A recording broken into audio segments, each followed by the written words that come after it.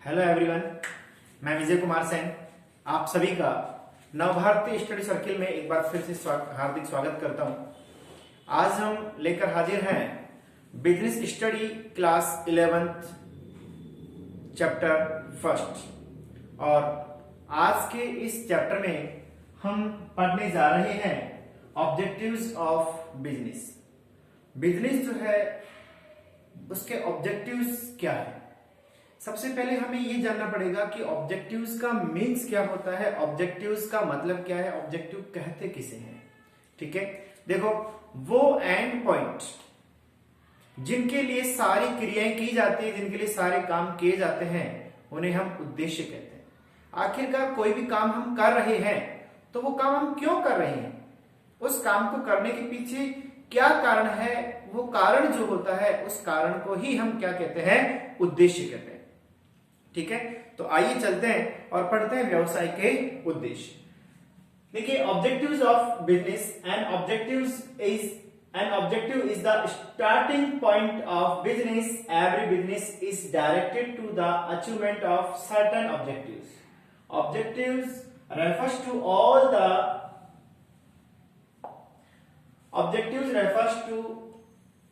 that the businesses people want to get in returns। Objectives वो है जो लोगों से हम रिटर्न की उम्मीद रखते हैं, जो हम प्राप्त करना चाहते हैं, है ना।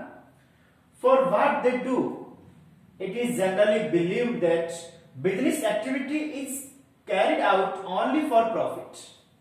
जनरली बात की जा रही है, जनरली ऐसा माना जाता है कि बिजनेस जो किया जाता है वो बिजनेस क्यों किया जाता है, तो बिजनेस किया जाता है प्रॉफिट के लिए। किसके लिए किया जाता है, प्रॉफिट के लिए किया जाता है। Business persons themselves proclaim that their primary objectives is produce or distribute goods or services for profit। Primary objectives, यहां पर प्राइमरी ऑब्जेक्टिव्स की बात की जा रही है कि बिजनेस का अगर हम प्राइमरी ऑब्जेक्टिव्स की बात करते हैं तो बिजनेस का प्राइमरी ऑब्जेक्टिव जो होता है वो है डिस्ट्रीब्यूट गुड्स और सर्विसेज फॉर प्रॉफिट। प्रॉफिट के लिए गुड्स जो है उसको प्रोड्यूस किया जाता है, तैयार किया जाता है और उसको क्या किया जाता है, डिस्ट्रीब्यूट किया जाता है।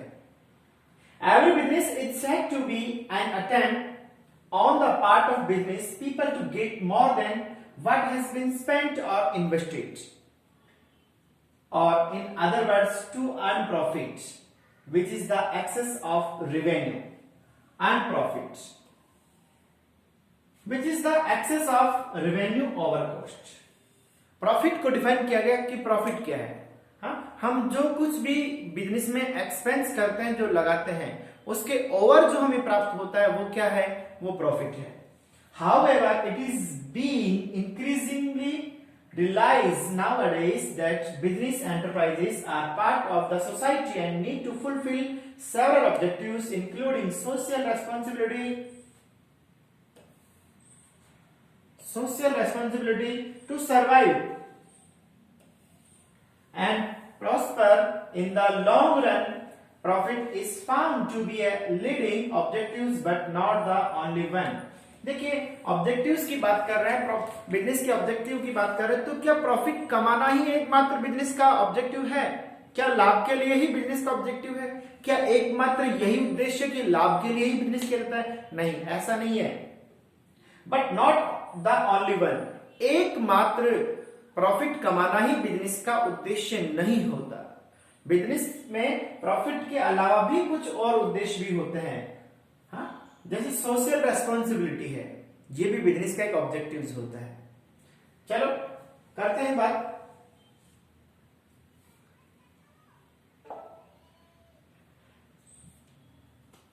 व्यवसाय के बहुमुखी उद्देश्य। बहुमुखी उद्देश्य का मतलब क्या है, मल्टीपल ऑब्जेक्टिव्स ऑफ बिजनेस। तो और कौन कौन से उद्देश्य, हमने ये तो पढ़ लिया कि एकमात्र उद्देश्य प्रॉफिट कमाना नहीं है, एकमात्र उद्देश्य लाभ कमाना नहीं है। तो फिर इसके अलावा जो और उद्देश्य हैं, तो आइए उनको जानते हैं। वो और उद्देश्य क्या है। देखिए, किसी उद्यम के लाभ में लगातार वृद्धि समाज को उपयोगी सेवाएं प्रदान करने के कारण हो सकती है। वास्तव में उद्देश्य हर उस क्षेत्र में वांछनीय है जो प्रत्येक क्षेत्र में व्यवसाय को जीवित रखते हैं। तो पहला उद्देश्य तो यह आ गया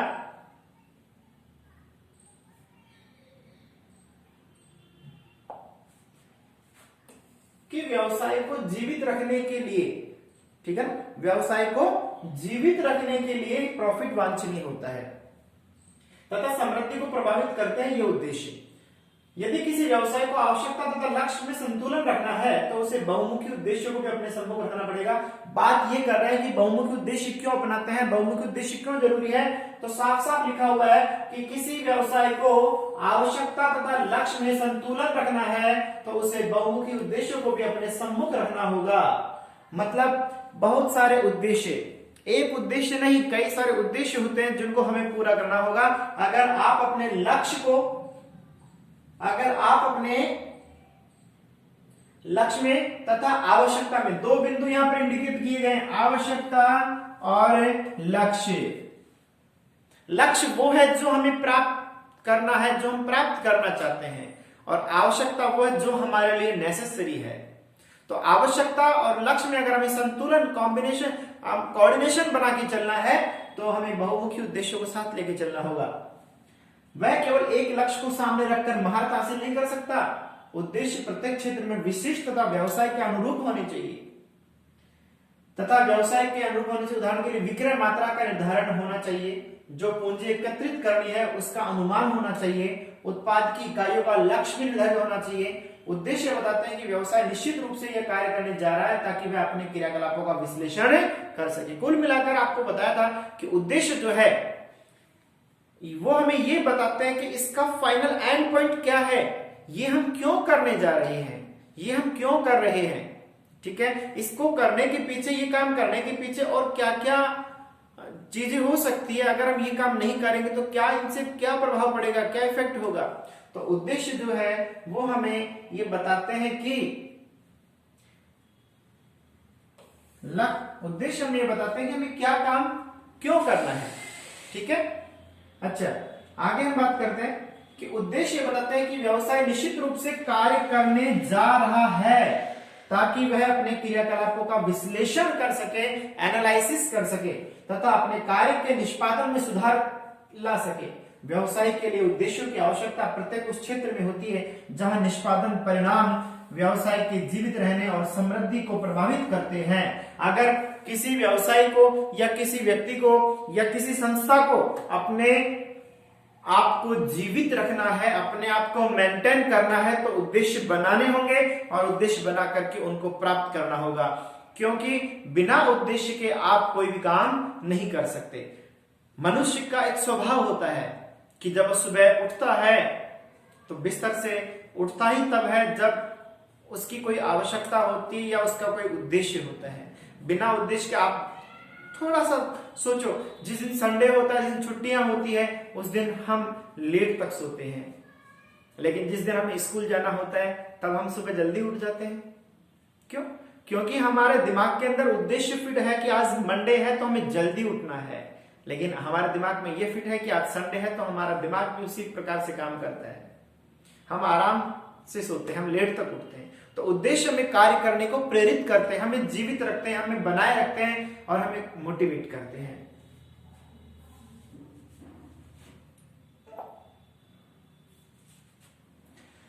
तो कौन कौन से उद्देश्य हैं व्यवसाय के? जो बहुउद्देश्य हमने जाना कि बहुउद्देश्य मतलब बहुत सारे उद्देश्य, मल्टीपल उद्देश्य, एक उद्देश्य न हो करके और भी कई सारे उद्देश्य हैं। वो कौन कौन से उद्देश्य हैं? तो आइए समझते हैं एक एक उद्देश्य को, ठीक है। सबसे पहला जो उद्देश्य है वो, तो अब कौन कौन से उद्देश्य हैं उनकी बात करते हैं। तो सबसे पहले है मार्केट स्टैंडिंग। मार्केट स्टैंडिंग का मतलब है बाजार में खड़ा रहना या बाजार में आपकी फर्म का बने रहना, ठीक है। पहला उद्देश्य, बाजार में अगर आपकी फर्म, बाजार मतलब आपकी फर्म अगर रहेगी तो आप प्रॉफिट कमाएंगे, तो आप आगे बढ़ेंगे, तो आप ग्रो करेंगे, ठीक है। बाजार में आपकी फर्म ही नहीं रहेगी तो आप न तो आगे बढ़ सकते हैं न कोई उद्देश्य प्राप्त कर सकते हैं। अब बाजार में खड़े रहने के लिए क्या जरूरी है, क्या किया जाए? तो बाजार में खड़े रहने के लिए जरूरी यह है कि हमारे जो कॉम्पिटिटर जो है, हमारे जो प्रतियोगी जो है, उनसे अच्छा जो गुड्स है, उनसे अच्छा जो प्रोडक्ट है, उनकी टक्कर का जो, उनकी लेवल का जो प्रोडक्ट है वो हम समय समय पर मार्केट में लाते रहें, ठीक है। देखिए बाजार स्थिति से तात्पर्य एक उद्यम की उसके प्रतियोगी से संबंधित अवस्था से है।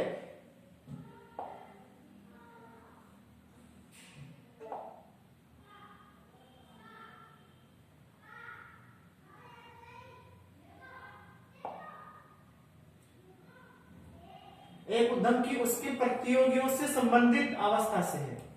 एक उद्यम को अपने उपभोक्ताओं को प्रतियोगी उत्पाद उपलब्ध करवाने तथा उन्हें संतुष्ट रखने के लिए अपने पैरों पर मजबूती से खड़ा रहना चाहिए। जब एक बिजनेसमैन, जब एक एंटरप्रेन्योर जब अपने बिजनेस में ऐसी चीजों को लाएगा जिससे ग्राहक कस्टमर सेटिस्फेक्शन ज्यादा से ज्यादा होगा, तो जब कस्टमर सेटिस्फेक्शन बढ़ेगा तो नो डाउट आप बाजार में स्टैंड कर सकते हैं, मार्केट में आप अपने डिमांड को बनाए रख सकते हैं। तो हमारा यहाँ पर पहला उद्देश्य है कि हम मार्केट में स्टैंड कैसे करें, मार्केट में बने कैसे रहे। और मार्केट में बने रहने के लिए आपको सबसे पहला जरूरी है वो है कि आप अपने उत्पाद जो है वो अपना उत्पाद इस तरह, अपने जो फर्म का जो उत्पाद है वो ऐसा जारी करें जो मार्केट में अधिक से अधिक ग्राहकों की आवश्यकता को संतुष्ट करता हो। दूसरा बिंदु है इनोवेशन, नव प्रवर्तन। इनोवेशन क्या है, इनोवेशन और क्यों आवश्यक है इनोवेशन? देखिए, व्यवसाय का हमारा दूसरा उद्देश्य है इनोवेशन। इनोवेशन का मतलब है something should be new in your changing time. हाँ, जब समय बदल रहा है तो बदलते हुए समय के अनुसार आपको भी बदलना पड़ेगा। कुछ ना कुछ न्यू आइडियाज, कुछ ना कुछ न्यू थिंग्स आपको जनरेट करनी पड़ेगी, आपको अपने व्यवसाय में लानी पड़ेगी, अपने टेक्नोलॉजी में डालनी पड़ेगी, अपने उत्पाद के साथ उसको जोड़नी पड़ेगी। जब आप नए विचारों का समावेश करेंगे, जब आप नई तकनीक का समावेश करेंगे तो ऑटोमेटिकली उसकी क्या बनेगी, डिमांड बनेगी। तो आइए जानते हैं इसको कि innovation is the introduction of new ideas. ये क्या है? तो ये न्यू आइडियाज और methods in the way some things is done for or mades. जब हम न्यू आइडियाज को लॉन्च करेंगे, न्यू आइडियाज को हम अचीव करते हैं तो उसे क्या कहते हैं? इनोवेशन कहते हैं।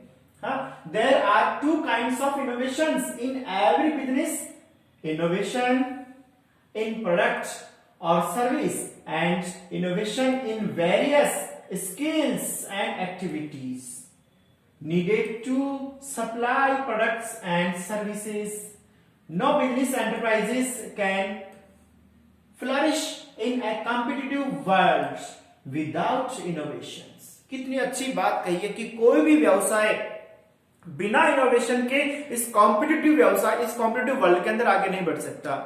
If you want to success, if you want to go high, then it's necessary to adopt innovation. कहते हैं ना कि ट्रेंड should be friend. आपका जो अभी एट ए टाइम जो ट्रेंड चल रहा है ना, उस ट्रेंड को आप अपना फ्रेंड बना लो, बस यही इनोवेशन है। आगे है प्रोडक्टिविटी। प्रोडक्टिविटी देखो, इनोवेशन में यहाँ पर दो तरह का इनोवेशन बताया। एक बताया प्रोडक्ट के बारे में, ठीक है, एक बताया आपकी सर्विसेज के बारे में, आपकी सप्लाई के बारे में। आप जो सप्लाई कर रहे हैं, आप जो सर्विस दे रहे हैं उसमें इनोवेशन हो, या फिर आप जो आपका प्रोडक्ट जो जारी कर रहे हैं उस प्रोडक्ट में इनोवेशन होना चाहिए। तो दो प्रकार का इनोवेशन बताया है, ठीक है। अगला पॉइंट है प्रोडक्टिविटी। तो प्रोडक्टिविटी क्या कह रहा है कि productivity is ascertained by comparing the value of output with the value of inputs. It is used as measure of efficiency in order to ensure continuous survival and progress. Every enterprise must aim at greater productivity through the best use of available resources. देखिए, productivity के बारे में बहुत अच्छी बात कही है और यहाँ पर एक शब्द कहा गया है एफिशिएंसी। एफिशिएंसी का मतलब क्या है? एफिशिएंसी का मतलब है चीपेस्ट होना चाहिए। हाँ, मतलब कम से कम लागत वाला प्रोडक्ट होना चाहिए। उसकी कॉस्ट जो है, ठीक है, उसकी कॉस्ट भी कम होना चाहिए। बट एफिशिएंसी का मतलब ये भी नहीं कि वो इफेक्टिव नहीं हो, ठीक है ना, उसकी क्वांटिटी, उसकी क्वालिटी में कमी कर दी जाए, नहीं नहीं नहीं, क्वालिटी से समझौता नहीं। एफिशिएंट होना चाहिए बट क्वालिटी अच्छी होनी चाहिए, ठीक है। तो जब प्रोडक्टिव, अगर आप क्या चाहते हैं बेस्ट यूज ऑफ, और ये कब आ पाएगा? तो best use of available resources. जब आपके पास जो रिसोर्सेज है उनका बेस्ट यूज होगा। कई बार होता क्या है कि प्रोडक्ट की एफिशिएंसी के चक्कर में उसकी क्वालिटी से समझौता कर लेते हैं, उसकी क्वालिटी कमजोर कर देते हैं, लेकिन ये नहीं होना चाहिए। अगर क्वालिटी से समझौता हो गया तो कस्टमर उसको लाइक नहीं करेगा। कस्टमर के लिए उसको लाइकेबल बनाना, उसको पसंदीदा उसको बनाना है तो उसमें एफिशिएंसी होना चाहिए और उसमें क्वालिटी होनी चाहिए। क्लियर? तो ये भी व्यवसाय का एक उद्देश्य है। नंबर 4 है फिजिकल एंड फाइनेंशियल रिसोर्सेज।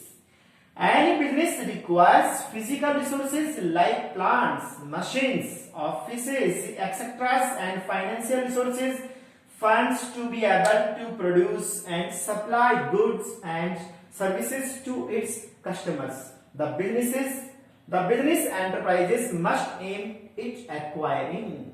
देखिए चौथा जो हम इसका उद्देश्य पढ़ रहे हैं वो पढ़ रहा है भौतिक और वित्तीय संसाधन होने चाहिए। भौतिक और वित्तीय संसाधन जितने मजबूत होंगे, जितने अच्छे होंगे, व्यवसाय उतना अच्छा ग्रो कर सकता है।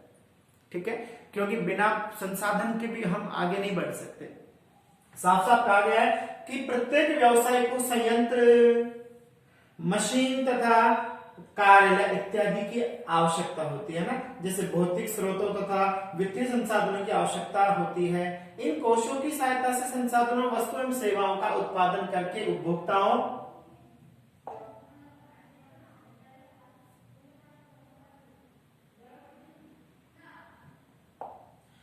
तो ये उपभोक्ताओं को सेटिस्फाई किया जा सकता है ना। तो ये हम पढ़ रहे थे क्या, व्यवसाय के उद्देश्य। ठीक है, अब व्यवसाय के उद्देश्य हमने पढ़े तो हमें ये बात समझ में आई कि व्यवसाय जो है उसका मुख्य उद्देश्य, प्राइमरी उद्देश्य की बात करें तो प्रॉफिट कमाना। लेकिन अगर उसके मुख्य उद्देश्य, प्राइमरी उद्देश्य के अलावा और उद्देश्य की बात की तो हमने 4 चीज बात की, जैसे बाजार में टिके रहना, बाजार में स्थिरता, ये बने रहना। क्लियर? अच्छा, अब चलते हैं अगले टॉपिक की ओर, और हमारा अगला टॉपिक है वो है व्यावसायिक जोखिम, बिजनेस रिस्क। तो बच्चों सबसे पहले तो हम ये जानेंगे कि बिजनेस रिस्क, यहाँ पर 2 शब्द है, एक है बिजनेस, एक है व्यावसायिक, और दूसरी क्या है, रिस्क, है ना। तो जोखिम क्या होती है, सबसे पहले हम इसको आइडेंटिफाई करेंगे कि जोखिम का मतलब क्या है, जोखिम होती क्या है, जोखिम कहते क्या है। जहां जहां पर अनिश्चितता होती है, जहां जहां पर ये डिफाइन नहीं होता, ये फिक्स नहीं होता कि अब क्या होने वाला है, वहां पर जोखिम होती है। तो क्या आपको पता है कि अगले पल क्या होने वाला है? किसी को नहीं पता। Nobody never knows that what will be happen in your next step. आज तक दुनिया का कोई व्यक्ति पता नहीं लगा पाया कि अगले कदम पे क्या होगा और क्या होने वाला है। तो ऐसी कंडीशन में कदम कदम पे क्या होती है, जोखिम होती है। और स्पेशली व्यवसाय की बात करें तो व्यवसाय में तो जोखिम बहुत ज्यादा होती है, क्योंकि व्यवसाय में एक कदम का पता नहीं होता कि एक कदम पे क्या होने वाला है, नेक्स्ट स्टेप पे क्या घटना घट सकती है। ठीक है, सुबह तो हम बहुत अच्छी तरह से ओपनिंग कर रहे हैं किसी चीज की, शाम तक वो ओपनिंग चल पाएगी या नहीं चल पाएगी, या दोपहर में बंद हो जाएगी, कोई नहीं कह सकता। तो जोखिम, ऐसे कहा जाता है कि uncertainty is the mother of the risk. Uncertainty जो होती है वो जोखिम की मदर होती है। जहां पर अनिश्चितता होती है वहां जोखिम जरूर होती है। तो आइए जानते हैं कि व्यावसायिक जोखिम क्या है। देखिए,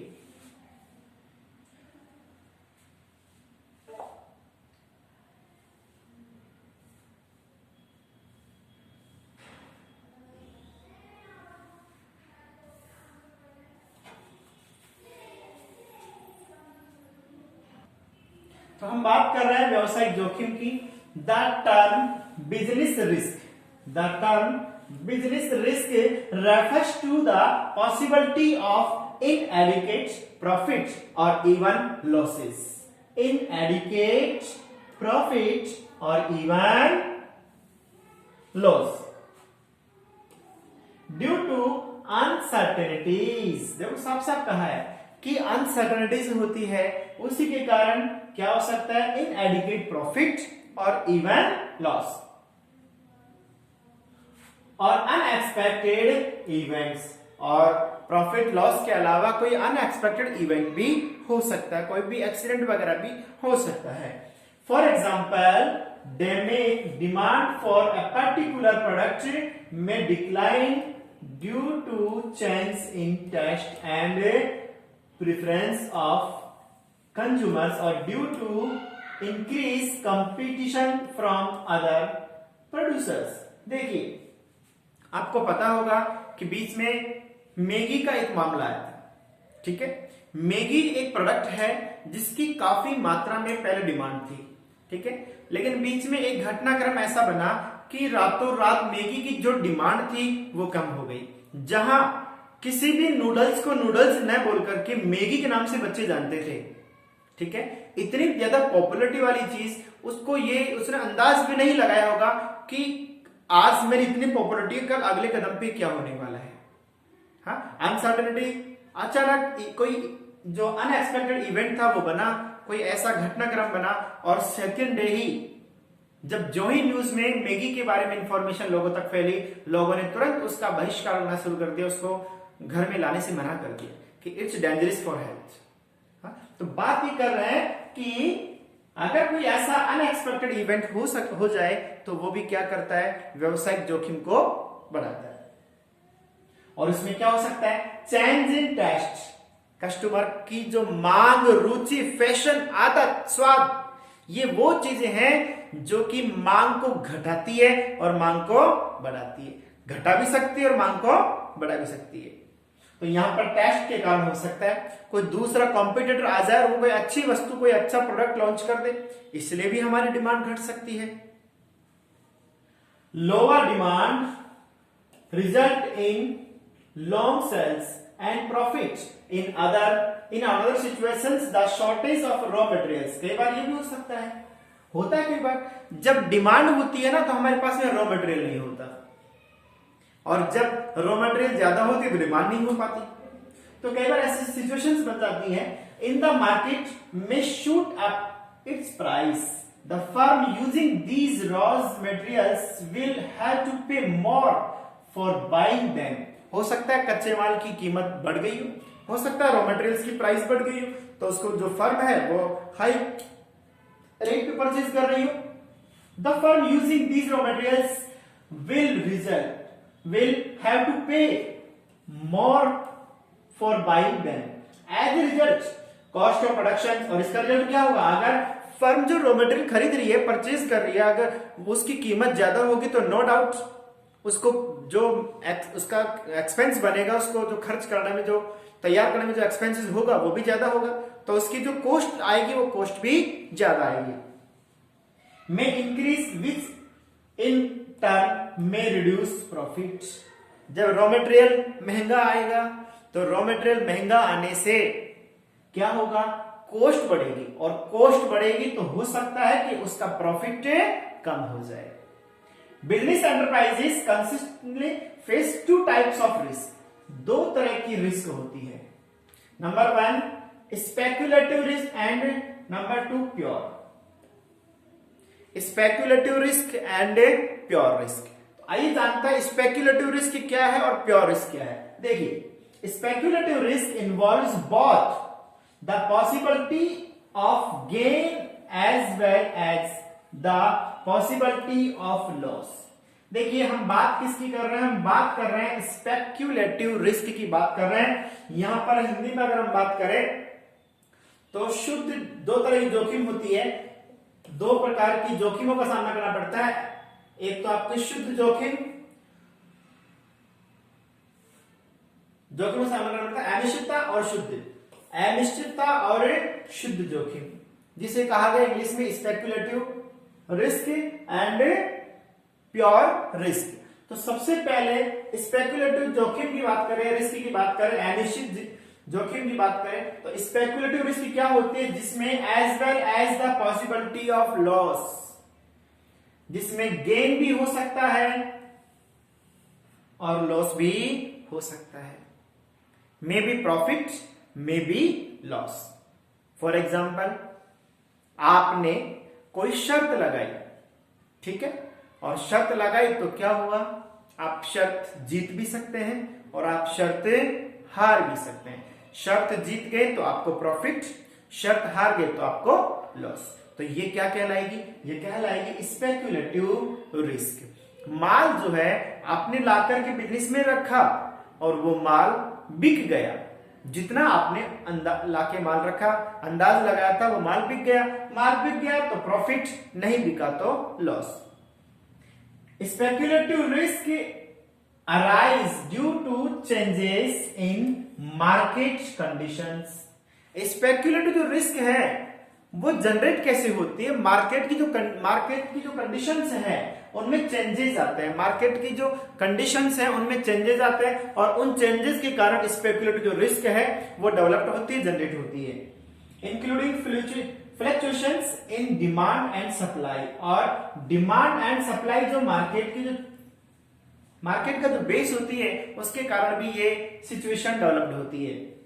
changes in price or changes in fashion and taste of customers. मैंने बताया आपको कि मांग, रुचि, फैशन, आदत, स्वाद, ये वो चीज है जो डिमांड घटाती है और डिमांड बढ़ाती है। और जब डिमांड घटती और बढ़ती है तो gain and loss, profit and loss में भी हो सकता है गेन हो जाए, हो सकता है लॉस हो जाए। Favourable market conditions are likely to result in gains, where is unfavourable, अगर फेवर में हुआ तो गेन होगा, अनफेवर में हुआ तो लॉस होगा। The chance of fire, theft और strike are examples of pure risk. लेकिन शुद्ध जोखिम वो जोखिम है, प्योर रिस्क वो रिस्क है जिसमें हानि होगी तो हानि ही होने का चांस है, लॉस होने का चांस है लेकिन प्रॉफिट होने का चांस नहीं है। फॉर एग्जाम्पल, आप एक बिजनेस के ऑनर है और आपके बिजनेस में चोरी हो गई, आपकी शॉप में चोरी हो गई, तो किसी भी पॉसिबिलिटी में, किसी भी कंडीशन में प्रॉफिट नहीं होगा, लॉस होगा। अगर आपने इंश्योरेंस करवा रखा है तो भी आपको उसका पैसा मिल सकता है, आपका लॉस कम हो सकता है लेकिन प्रॉफिट होने का चांस बिल्कुल नहीं है। ठीक है, तो यहां पर प्रॉफिट नहीं होगा। आग लग गई, चोरी हो गई, बाढ़ आ गई, कोई भी नेचुरल कॉजेज हो गई, हाँ, बाढ़, भूकंप, कोई भी कुछ है, तो इस तरह की कंडीशन जो होती है सब प्योर रिस्क में आती है। तालाबंदी है, हड़ताल है, हाँ, there are occurrence may result in loss, whereas non-occurrence may explain absence of loss. Loss कम हो सकता है बट प्रॉफिट नहीं होगा। Instead of gain, तो ये जाना हमने कि व्यावसायिक जोखिम क्या होती है, ठीक है, बिजनेस रिस्क क्या होती है। अब हम पढ़ रहे हैं कि व्यावसायिक जोखिम की प्रकृति क्या है, व्यावसायिक जोखिम जो है वो कैसे जनरेट होती है। तो सबसे पहला बिंदु जो है वो है कि व्यावसायिक जोखिम अनिश्चितताओं के कारण होती है। जितनी जहां पर अनसर्टेनिटीज जहां जहां भी होगी वहां पर रिस्क आएंगी। जैसे आपके नेचुरल कॉजेज दे रखे हैं, डिमांड दे रखी है, प्राइस में चेंजेस दे रखे हैं, गवर्नमेंट पॉलिसी है, टेक्निकल चेंजेस हैं, ये सब क्या है, ये सब व्यावसायिक जोखिम है, चेंजेस हो रहे हैं। एंड मार्केट के जहां जहां चेंजेस होंगे वहां पर रिस्क जनरेट होगी। नंबर सेकंड इज जोखिम प्रत्येक व्यवसाय का आवश्यक अंग है। Yes, risk is an essential part of every business. Her business में रिस्क होती है। बिजनेस छोटा है तो रिस्क छोटी होगी, बिजनेस बड़ा है तो रिस्क भी क्या होगी, बड़ी होगी। तो बात ये कर रहा है कि ऐसा नहीं है कि बिजनेस में रिस्क, ऐसा कोई सा बिजनेस नहीं है जहां पर रिस्क नहीं होती। हर बिजनेस में रिस्क होती है, बशर्ते किसी में छोटी होती है तो किसी में बड़ी होती है। जोखिम की मात्रा मुख्यतः व्यवसाय की प्रकृति एवं आकार पर डिपेंड करती है। Yes, risk is depend on upon the nature and size of business. Business की जैसे साइज है रिस्क वैसा ही होगा। अरे भाई, एक छोटा कारोबार, एक छोटा व्यवसाय है, ठीक है, एक व्यक्ति ने 1000-2000 रुपए लगा के छोटा मोटा कारोबार शुरू किया, उसका माल नहीं बिका तो कितने का लॉस होगा, 1000-2000 रुपए का होगा। लेकिन एक व्यक्ति ने 1-2 करोड़ रुपए लगा करके व्यवसाय शुरू किया और उसका व्यवसाय नहीं चला तो कितने का लॉस होगा, 1-2 करोड़ का होगा। ठीक है, तो जितना बड़ा व्यवसाय उतनी बड़ी रिस्क, जितना छोटा व्यवसाय उतनी छोटी रिस्क। हाँ, व्यवसाय की प्रकृति एवं विक्रित वस्तु और सेवाओं के प्रकार, व्यवसाय का आकार पर जोखिम निर्भर करती है। Nature of business, types of goods and services produce and size of business, volume of production and sale are the main factor which determine the amount of risk in a business. For example, a business dealing in fashionable items has a high degree of risk. Similarly, a large-scale business generally has a higher risk than what small-scale has. हाँ, छोटे level का व्यवसाय में छोटी risk होगी, कम व्यवसाय में, छोटा व्यवसाय में कम रिस्क होगी, लेकिन बड़े व्यवसाय में बड़ी रिस्क होगी। जोखिम उठाने का प्रतिफल लाभ होता है। Yes, what is the profit? Profit क्या है? तो profit is an award of the risk. लाभ क्या है? अरे भाई, लाभ जोखिम का प्रतिफल है। जिस व्यक्ति ने जितना ज्यादा जोखिम उठाई वो व्यक्ति उतना ही ज्यादा प्रॉफिट प्राप्त करता है। ठीक है, तो जोखिम उठाने का प्रतिफल क्या है? लाभ है। आगे है व्यावसायिक जोखिम के कारण। व्यावसायिक जोखिम के क्या क्या कारण है? तो नंबर 1 है नेचुरल कॉजेस, प्राकृतिक कारण। हाँ, प्राकृतिक जैसे बाढ़ है, भूकंप है, ठीक है, बिजली गिरना है, ये सब चीजें क्या है? ये सब चीजें प्राकृतिक कारण है। ठीक है, तो ये भी बिजनेस में रिस्क लेके आते हैं। जैसे कोरोना चल रहा है, कोविड-19 है, बिजनेस को ठप कर दिया, चारों तरफ अर्थव्यवस्था को चपेट में ले लिया, अर्थव्यवस्था बिल्कुल गिर चुकी है। हर देश की, पूरे विश्व के अंदर कोविड के कारण व्यवसाय का लेवल डाउन हुआ है, अर्थव्यवस्था डाउन हुई है। तो ये कौन सा कारण है? ये प्राकृतिक कारण है। मानवीय कारण, हाँ, मानवीय कारण होता है। एम्प्लॉइज होते हैं, वो बड़े ईमानदार नहीं होते। हाँ, मैं ये नहीं कह रहा कि सभी ईमानदार नहीं होते, ईमानदार भी होते हैं, लेकिन अक्सर होता क्या है, किसी के मन का पता नहीं। कुछ एम्प्लॉय ऐसे भी होते हैं जो आते हैं, जेब में माल रखा और पार हो जाते हैं। कितने भी कैमरे लगा लो, कितने भी सिक्योरिटी गार्ड बैठा लो, कितने भी चेकिंग वाले बैठा लो, हर जगह कुछ ना कुछ तो चोरी वगैरह होती ही होती है। तो बात ये कर रहे हैं कि जब जो एम्प्लॉइज हैं या फिर जो मानवीय जो कर्मचारी वहां पर काम कर रहे हैं, मानवीय संसाधन जो काम कर रहा है, वो भी ऐसी गलतियां करता है, जैसे बेईमानी कर दी, लापरवाही कर दी, अज्ञानता, हड़ताल, हाँ, प्रबंधक अकुशल होना, ये सब क्या है? ये सब मानवीय कारण है जोखिम के।